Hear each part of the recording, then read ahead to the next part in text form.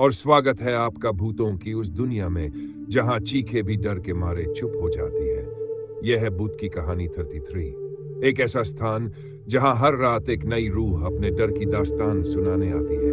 एक ऐसा अंधेरा जहां रोशनी जाने से डरती है, और एक ऐसी खामोशी जहां हर साया कुछ कहता है। तो अगर आप हिम्मती हैं और सच्चे डर से मिलने की चाह रखते हैं, तो दरवाजा बंद कर लीजिए, पर्दे गिरा दीजिए और अपने बिस्तर में इस तरह लिपट जाए जैसे कोई आपको छू न सके, क्योंकि अब आप प्रवेश कर चुके हैं उस जगह जहां से लौटकर कोई वैसा नहीं रहता जैसा पहले था।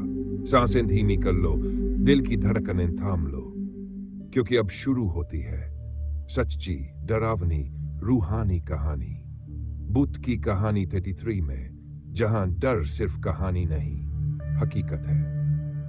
आप देख रहे हैं भूत की कहानी 3, जहां हर कहानी सच्चाई और डर के बीच की उस धुंधली रेखा को पार करती है। तो अगर आप हमारे चैनल पर नए हैं तो तुरंत सब्सक्राइब करें, और अगर कहानी आपको डराए तो लाइक, शेयर और कमेंट जरूर करें, क्योंकि अब जो कहानी आप सुनने जा रहे हैं वो है सन्नाटे की सबसे चीखती हुई गूंज। कहानी का नाम हथौड़े वाली आत्मा। दोस्तों, ये कहानी उन दिनों की है जब मैं नेशनल बायोटेक लैब में काम करता था। जब मेरी नौकरी इस लैब में लगी थी तो मुझे जयपुर से शिफ्ट होकर तमिलनाडु के उड़ीगुड़ी गांव जाना पड़ा। ये जगह पहाड़ों के बीच बसी थी और वहां की खामोशी इतनी गहरी थी जैसे वक्त ठहर गया हो। वहां आम लोगों का रहना मना था, क्योंकि सरकार ने उस इलाके को वैज्ञानिक अनुसंधान के लिए सील किया था। मुझे एक कॉटेज दिया गया जो ऑफिस से करीब 3 किलोमीटर दूर था। जब वहां पहुंचा तो पता चला कि उस बड़े से कॉटेज में मैं अकेला ही रह रहा हूं, और यहीं से शुरू हुआ असली डर। पहली सुबह जब ऑफिस जाने को तैयार हुआ तो देखा दरवाजे पर एक चिट चिपकी है। लिखा था, रात को शोर मत करना वरना अच्छा नहीं होगा। पहले तो लगा शायद कोई पुरानी पर्ची हो, लेकिन अगले दिन फिर वही चिट। अब डर लगने लगा कि कौन है जो ये सब कर रहा है। मैं तो यहां अकेला हूं। मैंने जवाब में एक पर्ची लिखी, आप कौन है और आपको क्या शोर सुनाई देता है? मुझे तो कोई आवाज नहीं आती। वो पर्ची दरवाजे पर चिपका दी, पर अगले दिन ना मेरी पर्ची थी ना कोई नई चिट। मैंने सोचा मामला खत्म हो गया, लेकिन नहीं। 3 हफ्ते बाद मेरे साथ एक और कर्मचारी भेजा गया। नाम था विवेक। मैं बहुत खुश हुआ कि अब कोई साथ रहेगा, लेकिन विवेक के आते ही चिट का खेल फिर से शुरू हो गया। इस बार लिखा था, अगर आज फिर शोर हुआ तो हथौड़े से हाथ तोड़ दूंगी। अब मामला गंभीर हो गया, लेकिन विवेक को यह सब मजाक लग रहा था। मैंने जब वो पर्ची पढ़ी तभी मुझे एक औरत की तेज डरावनी आवाज कानों में गूंजी, शोर मत कर। मैं चुपचाप रहा। रात को ऑफिस से लौटे और सो गए। अचानक आधी रात विवेक की चीख से मेरी नींद टूटी।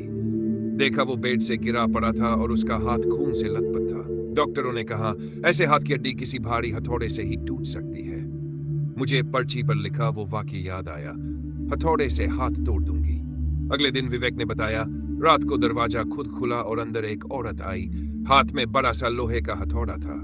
उसने बिना कुछ कहे विवेक के हाथ पर मारना शुरू कर दिया और फिर गायब हो गई। उस घटना के बाद मैंने वहां नौकरी छोड़ दी। विवेक भी जल्दी ही वहां से चला गया। दूसरी कहानी, वो मरीज कौन था? यह घटना साल 1993 की है। एक युवा डॉक्टर डॉक्टर शेखर रॉय की पहली पोस्टिंग बेंगलुरु के एक सरकारी अस्पताल में हुई। अस्पताल पुराना था, दीवारें उखड़ी हुई और गलियारों में सिर्फ सन्नाटा। एक रात एक मरीज लाया गया, चेहरा पीला, आंखें गहरी और पहचान कोई नहीं। ब्लड प्रेशर सामान्य पर हरकतें अजीब, कभी दीवार घूरता, कभी बिना बात मुस्कुराता। डॉक्टर शेखर परेशान था। मरीज ने एक शब्द नहीं बोला। उस रात जब वो घर लौटा तो महसूस हुआ कि कमरे में कोई है। लाइट जलाई तो वही मरीज बिस्तर के पास खड़ा था। शेखर ने पूछा, तुम यहाँ कैसे आए? पर वो कुछ नहीं बोला, बस देखता रहा और फिर गायब हो गया। अगली सुबह अस्पताल पहुंचा तो पता चला मरीज रात को गायब हो गया और उसकी फाइल भी। शेखर को शक हुआ कि कुछ अजीब चल रहा है। पुराने रिकॉर्ड्स खंगाले, पता चला कि वही वार्ड पहले मानसिक रोगियों का था। एक मरीज की रहस्यमयी मौत हुई थी।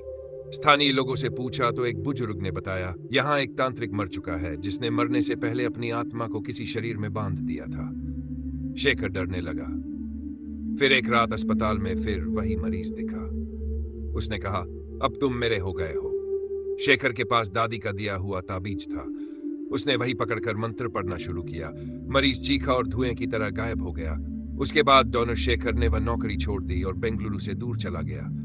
पर आज भी जब वो अकेला होता है, उसे लगता है कोई उसे देख रहा है। तो दोस्तों, ये थी आज की दो सच्ची और बेहद डरावनी कहानियां, हथौड़े वाली आत्मा और वो मरीज कौन था। अगर कहानी ने आपके रोंगटे खड़े कर दिए तो वीडियो को लाइक जरूर करें, कमेंट करें कि सबसे ज्यादा डर कहां लगा और भूत की कहानी 3 को सब्सक्राइब करना ना भूलें, क्योंकि अगली बार हम फिर लौटेंगे एक और सच्ची, डरावनी और रहस्यमयी कहानी लेकर। तब तक के लिए बाय एंड टेक केयर।